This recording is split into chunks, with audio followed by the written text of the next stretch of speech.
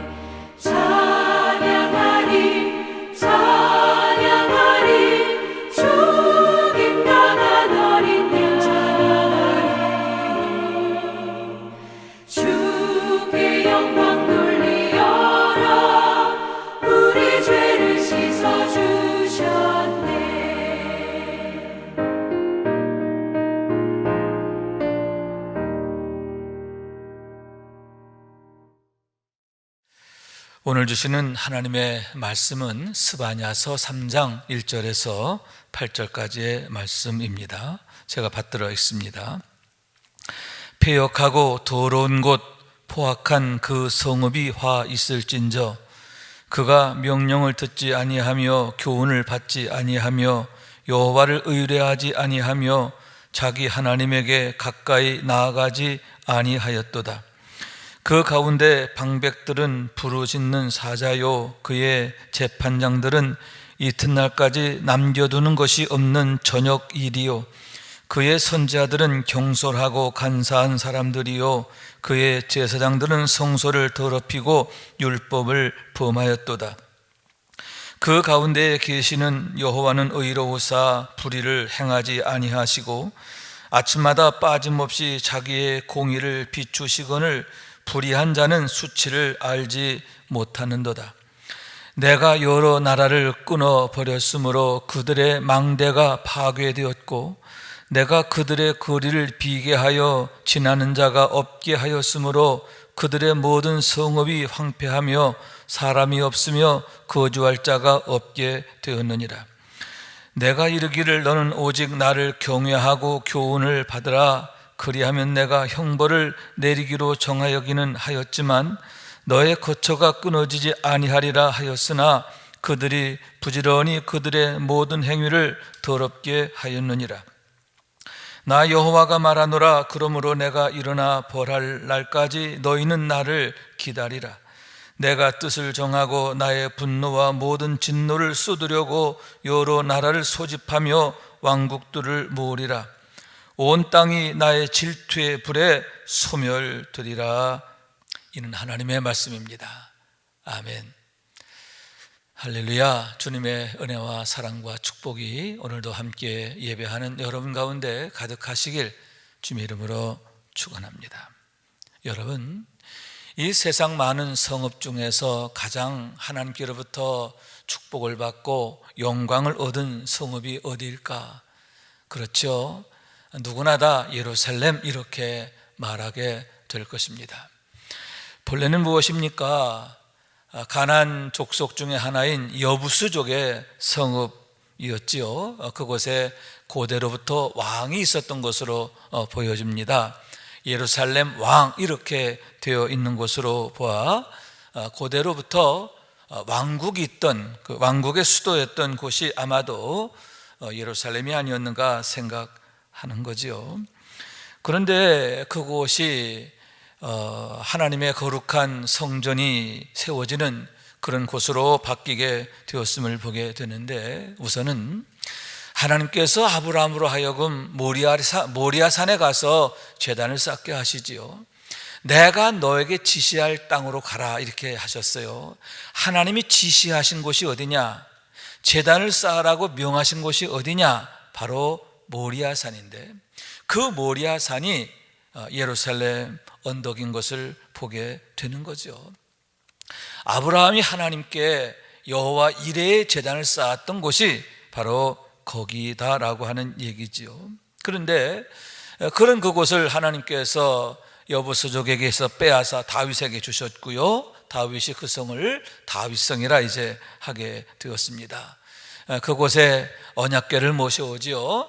하나님의 언약궤를 위해서 장막을 짓고 언약궤를 모셔다 거기다 이제 안치하게 되는데, 그만큼 다윗이 하나님을 경외했고 사랑했기 때문임을 보게 되는 거예요. 그리고 그가 소원하는 게 있었어요. 뭐냐면 하나님을 위하여 성전 짓는 거죠. 가장 좋은 목재 또 좋은 금은보화를 다 동원해서 하나님의 성전을 정말 아름답고 영광스럽게 짓고자 하는 그런 소원이 있었는데, 그런 소원을 하나님께서 그의 아들 솔로몬을 통해서 이루게 하시는 거예요.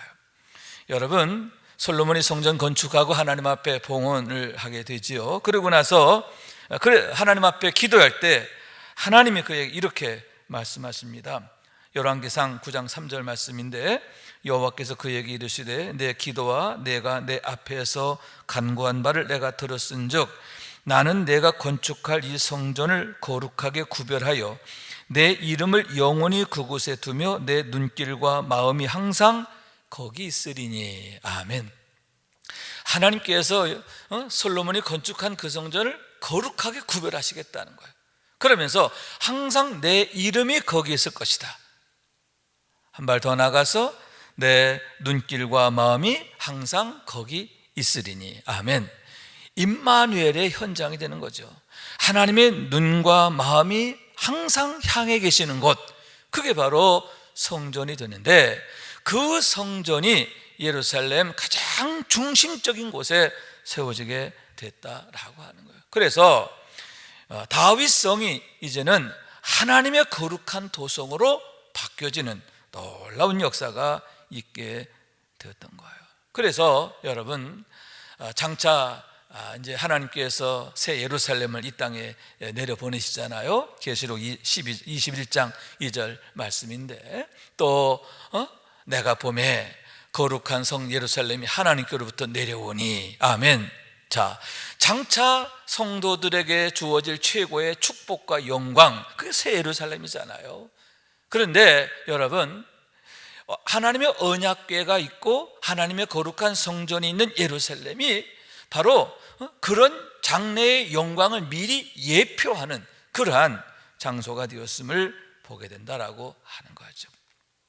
그러니만큼 여러분, 하나님께서 예루살렘을 얼마나 사랑하셨을까요? 얼마나 어여뻐하셨을까, 또 축복하셨을까, 기뻐하셨을까 하는 얘기인 거예요.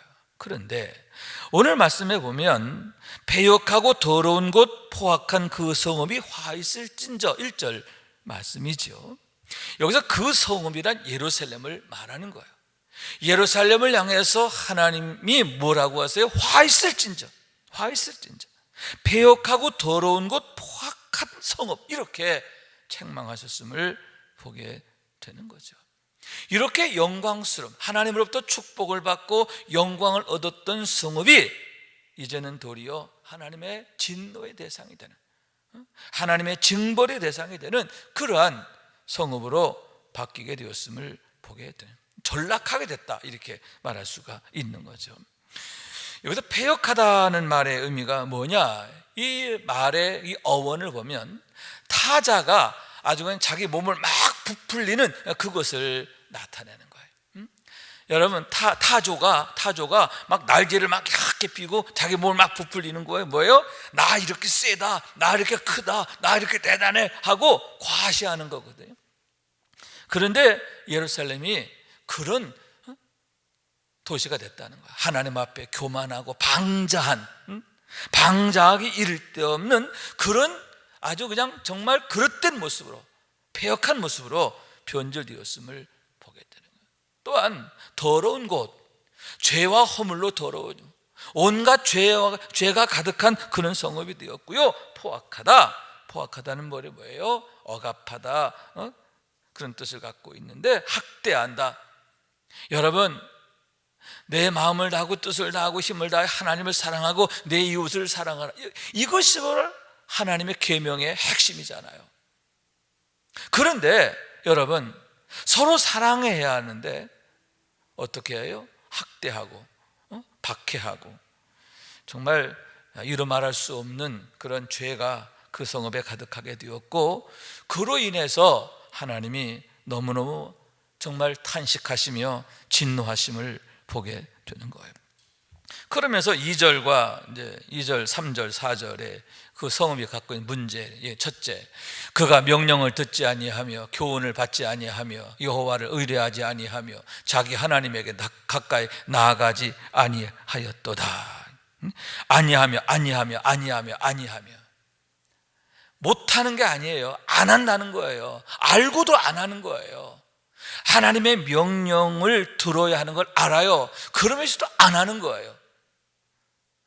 또한 교훈을 받지 아니한다. 교훈을 받지 아니한다는 얘기는 뭐냐면 하나님이 책망을 하세요. 선지자를 통해서 책망을 하세요. 안 들어요. 듣지 않는 거예요. 듣기 싫어하는 거예요. 또 여호와를 의뢰하지 아니하며, 어떤 어려움이 닥치고 또 시험이 닥치고 하면 기도해야죠. 또 하나님을 의지해야죠. 그런데 하나님을 의지하지 않고 오히려 뭐예요? 사람을 의지하고 열방을 의지하고 돈을 의지하고, 뿐만 아니라 자기 하나님에게 가까이 나아가지 아니하고 자기 하나님을 나의 하나님으로 고백하는 삶이 되어야 하는데, 하나님께 나아가지 않아 거꾸로 어디로 가요? 우상에게로 간단 말이죠. 당시 예루살렘에 어그러지고 삐뚤어지고 망가진 모습, 그런 모습을 여기에서 하나님의 진이 스바냐를 통해서 엄히 꾸짖고 계심을 보게 되는 거죠. 그러면서 또 3절에 보니까 그 가운데 방백들은 부르짖는 사자요, 그의 재판장들은 이튿날까지 남겨두는 것이 없는 저녁 일이요, 그의 선지자들은 경솔하고 간사한 사람들이요, 그의 제사장들은 성소를 더럽히고 율법을 범하였도다. 참 아주 안타까운 그런 말씀들인데, 방백들, 부르짖는 사자다. 여러분, 사자가 왜 부르짖어요? 그냥 먹을 것 앞에 두고서 막 그냥 위협하는 거죠. 공포 분위기를 막 만들잖아요. 폭력. 방백들은 백성들을 섬기는 사람이 돼, 돌보는 사람이 돼야 되는데, 목자가 돼야 되는데 부르짖는 사자가 됐단 말이죠. 또한 재판장들은 이튿날까지 남겨두는 것이 없는 저녁 일이라. 이 말의 뜻은 뭐냐면 뼈까지도 다 부서뜨렸다, 그런 뜻을 갖고 있어요. 이튿날까지 남겨두지 않을 정도로 그렇게 그냥 아주 그냥 아작을 낸다고 그러잖아요. 백성들을 갖다 그냥 아주 그냥 이리 핍박하고 저리 핍박하고. 여러분, 재판장은 마지막 희망이잖아요. 나의 억울함을 풀 수 있는 마지막 희망이잖아요. 그런데 내 억울함을 풀어주고 또 내 억울함을 보듬어줘야 할, 그래서 공의를 세워야 할 재판장이 오히려 백성들을 갖다가 이렇게 저녁 이리같이 늑대같이 이런 짓을 하고 있단 말이에요. 거기에다 선지자들은 여러분, 그런 불의한 것들을 하나님의 말씀으로 책망하고 백성들 일깨워야 되잖아요. 그런데 어떻게 해요? 경솔하고 간사하다. 간사한 사람들은 어떤 사람이에요? 기회를 엿보고 사는 사람이죠. 형편과 상황을 따라서 하는 사람들이죠. 그런데 하나님을 두려워하고 하나님의 말씀을 목숨 걸고 외쳐야 할 선지자들이 형편을 보고 상황을 보고 기회를 보고 그러한 간사한 자들로 전락해 버렸지요. 여러분, 그들에게서 하나님의 말씀이 제대로 나옵니까? 그럴 수 없는 거죠. 하나님의 말씀이 이제 희미하게 되는 거예요. 뿐만 아니라 뭐라고 그래요? 제사장들은 성소를 더럽히고. 여러분, 방백들, 재판장들, 또 선지자들, 또 제사장들, 이들 모두가 다 이렇게 변질되고 타락했다라고 하는 거죠. 그러니 여러분, 그 성읍이 얼마나 황폐하게 되었느냐. 겉으로 볼 때는 아주 그냥 그럴듯하지요. 막 그냥 번쩍번쩍합니다. 그러나 그 내면을 들여다보면 정말 썩은 고름이 막 줄줄줄 흐르는, 썩어 문드러져 영적 문둥병에 걸려있는 그러한 예루살렘의 모습인 거예요. 그러한 그들로 인해서 하나님이 얼마나 아파하시고 속상해하시고 진노하셨는가. 화 있을진저, 그 성읍이 화 있을진저 하나님께서 엄히 선자 스바냐를 통해 경고하심을 보게 되는 거예요. 그런데 여러분, 그런 예루살렘임에도 불구하고 여러분, 하나님은 어떠하시냐? 5절에 보니까 그 가운데 계시는 여호와는 의로우사. 여러분, 이렇게 예루살렘이 부패하고 변질되고 패역했음에도 불구하고 하나님은 약속하신 그대로 그들을 떠나지 않으셨다는 거예요. 그 가운데 계시는 하나님. 여러분, 사람들은 하나님을 떠나도 하나님은 떠나지 않는다는 거죠. 당신의 약속에 얼마나 신실하신가 하는 것을 보게 되는데, 그들 가운데 그럼에도 그들을 떠나지 아니하시고 그들 가운데 계시면서 뭐 어떻게 하시느냐? 아침마다 빠짐없이 자기의 공의를 비추시거늘. 할렐루야. 아침마다 공의를 비추서 하나님이 어떤 분인가 하는 것을 그들 앞에서 나타내고 있음을 보게 되는 거죠. 그러면서 여러분 8절에 이렇게 말씀하고 있죠. 나 여호와가 말하노라. 그러므로 내가 일어나 벌할 날까지 너희는 나를 기다리며. 자, 내가 너희를 벌할 거야. 하나님이 엄히 말씀하시는 거예요. 이제 너를 벌할 거야. 그러니까 너희는 나를 기다려. 내가 벌할 날까지, 내가 일어나 너를 벌할 날까지 너는 기다려. 이렇게 말씀하시고 있는 거예요. 그런데 여러분, 여기에서 우리가 한 가지 의아함을 느끼는 것은, 이렇게 부패하고 패역했으면 하나님이 그냥 버리시면 되잖아요. 그죠? 하나님 떠나셔야 돼. 근데 그들 가운데 그냥 떠나지 못하고 계셔. 뿐만 아니라 하나님 뭐라고 그래요? 당장 그냥 그들을 징벌해, 소돔과 고모라 성 그냥 불벼락 내려서 멸망시키시는 것처럼 그렇게 할 수도 있는데, 하나님 뭐라고 하냐, 내가 일어나 너를 벌할 때까지 기다려 그래. 여러분, 기다리게 하신 하나님, 참으시는 하나님이잖아요. 여러분, 그 이유가 무엇입니까? 하나님께서 그 성읍이 그렇게 부패하고 패역했음에도 불구하고 그들이 회개할까, 그들이 회개할 마음을 갖고 돌이킬까, 하나님께서 애타는 마음으로 참으시고 하면서 기다리시는 하나님이시다라고 하는 거예요. 그 성읍에 대한 사랑이 얼마나 크셨는가, 하나님께서 예루살렘을 얼마나 귀하게 여기셨는가, 그것을 여기에서 엿보게 되는 거죠. 그러면서 맨 마지막 절 보게 되면 온 땅이 나의 질투의 불에 소멸되리라, 이렇게 말씀하고 있어요. 이 성읍이 나의 질투의 불에 소멸된다는 거예요.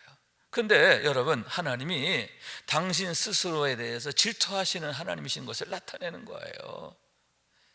네가 나의 질투의 불에 너희가 멸망할 것이다, 소멸될 거다, 그렇게 말씀하고 있는데, 여러분, 여기서 질투하신다는 말의 의미가 뭘까요?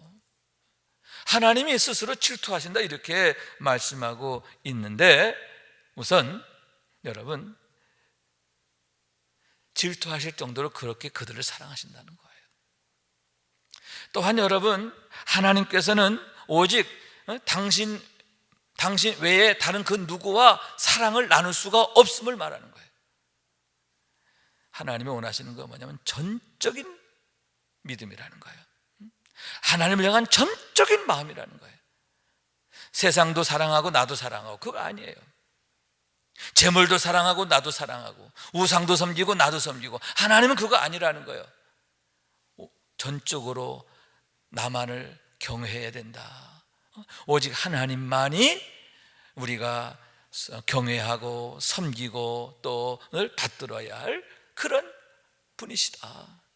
하나님은 질투하실 정도로 그렇게 사랑하시고, 뿐만 아니라 우리들 역시 하나님 외에 다른 그 무엇도 하나님의 자리를 대신할 수 없다, 그런 신앙이 돼야 한다, 이렇게 말씀하고 있는 거예요. 그럼 그 이유가 뭘까? 첫째, 그게 우리 인생의 본분이기 때문이에요. 왜 우리가 하나님만을 섬겨야 되느냐? 우리 인생을 지으신 분이 하나님이세요. 그리고 오직 하나님만이 하나님이세요. 여러분, 우리 인생의 본분일 뿐만 아니라 그게 마땅한 것이다 라고 하는 얘기인 거예요. 여러분, 나를 지으신 하나님, 나의 모든 것이 되신 하나님, 여러분, 하나님을 바로 알고 바로 섬기는 신앙 되기를 원합니다. 두 번째는 뭐냐? 복을 주시는 분이 하나님이시기 때문이다 라고 하는 얘기지요. 하나님을 경외하며 사는 것이 우리 인생들에게 최고의 축복이 되기 때문이다, 그러한 말씀인 거예요. 요한복음 15장 5절에 이렇게 말씀하고 있죠. 나는 포도나무요 너희는 가지라. 그가 내 안에 내가 그 안에 있으면 사람이 열매를 많이 맺나니. 자, 여러분, 포도나무 가지가 좋은 포도 열매를 많이 맺는 비결이 뭐냐? 한 가지잖아요. 포도나무 줄기에, 참 포도나무 줄기에 탁 붙어 있는 거잖아요. 마찬가지로 여러분, 우리가 하나님 바로 섬기면서 우리가 믿음으로 바로 서 있게 되고 성령 충만하게 되면 우리의 가운데서 성령의 열매가 나타나잖아요. 포도나무 가지가 좋은 포도 열매를 맺는 것처럼, 참 포도 열매를 맺는 것처럼 우리가 성령 충만하면 성령의 열매가 주렁주렁 열리게 되잖아요. 이게 최고 축복이잖아요. 사랑, 희락, 화평, 자비, 인내, 충성, 자비, 양선, 온유, 절제, 9가지 성령의 열매. 사랑, 희락, 화평, 인내, 자비, 양선, 충성, 온유, 절제. 기가 막히잖아요. 이런 열매들 주렁주렁. 최고 축복이죠. 이게 축복 아닙니까? 이런 열매들이 우리의 삶에 막 가득하게 되는 거, 이게 축복이잖아요. 여러분, 오직 하나님을 경외하는 것, 믿음을 따라 사는 것, 이것이 최고 축복의 절대 비결임을 믿으시기 바랍니다. 마지막 세 번째는 뭐냐? 성도의 영화. 하나님께서 우리 가운데 임마누엘 하심으로, 성령으로 임마누엘 하시고 말씀으로 우리 가운데 임마누엘 하시면서 어떻게 해요? 우리로 하여금 하나님의 능력으로 하나님 나라의 삶을 살게 하신다라고 하는 거죠. 여러분, 사도 바울이 로마서에서 하나님 나라에 이렇게 말하잖아요. 하나님 나라는 먹고 마시는 것이 아니요 오직 성령 안에 있는 의와 평강과 희락이라. 로마서 14장 17절 말씀이잖아요. 여러분, 하나님께서 우리를 부르시고 또 성령으로 우리와 함께 하시는 목적이 뭐냐?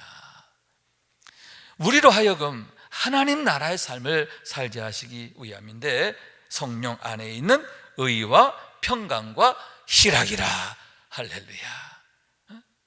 하나님의 의가 늘 강물처럼 흐르고, 아멘. 그 다음에 하나님이 준 평강, 영혼이 잘된 같이 범사가 강건하고 형통한 축복, 아멘.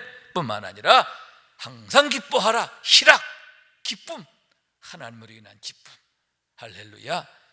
이러한 능력으로 살게 하리.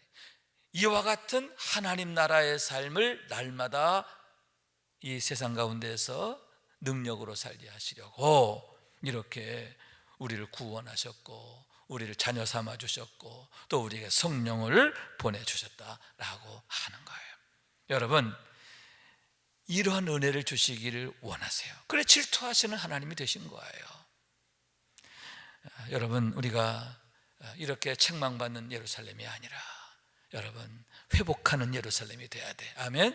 믿음이 회복되고 경건이 회복되고, 그래서 성령 충만하고, 아멘. 늘 하나님이 우리와 함께 계시면서 하나님 나라를 이루어 가시는 그런 삶, 그런 예루살렘의 축복, 이런 축복이 우리에게 있어지게 될 때 그것이 하나님에게 얼마나 영광이 되고 기쁨이 되겠느냐라고 하는 거죠. 사랑하는 여러분, 이렇게 패역함에도 불구하고 그들을 떠나지 않고 그들 가운데 계셔 주시는 하나님, 아멘. 또 기다리라 하시며 참으시는 하나님 뿐만 아니라 질투하실 정도로 우리를 사랑하시는 하나님. 여러분, 하나님 어떤 분인가 우리가 바로 알고, 우리가 하나님의 그 눈물을 닦아드리고 하나님께 기쁨이 될 수 있기를 주님의 이름으로 축원합니다. 기도하겠어요.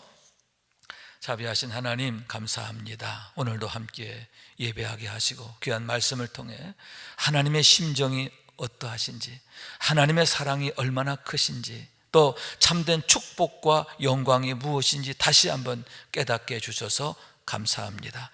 믿음으로 사는 게 얼마나 축복된 일이고 멋진 일이고 복된 일이고 신나는 것인가 다시 한번 깨닫게 하심을 감사합니다. 오직 하나님만을 경외하며 또 하나님의 사랑 안에 온전히 행하는 저희가 될 수 있도록 축복해 주옵소서. 예수님의 이름으로 기도하옵나이다. 아멘. 하늘에 계신 우리 아버지여, 이름이 거룩히 여김을 받으시오며 나라가 임하시오며 뜻이 하늘에서 이룬 것 같이 땅에서도 이루어지이다. 오늘 우리에게 일용할 양식을 주시옵고, 우리가 우리에게 죄 지은 자를 사하여 준 것 같이 우리 죄를 사하여 주시옵고, 우리를 시험에 들게 하지 마시옵고 다만 악에서 구하시옵소서. 나라와 권세와 영광이 아버지께 영원히 있사옵나이다. 아멘.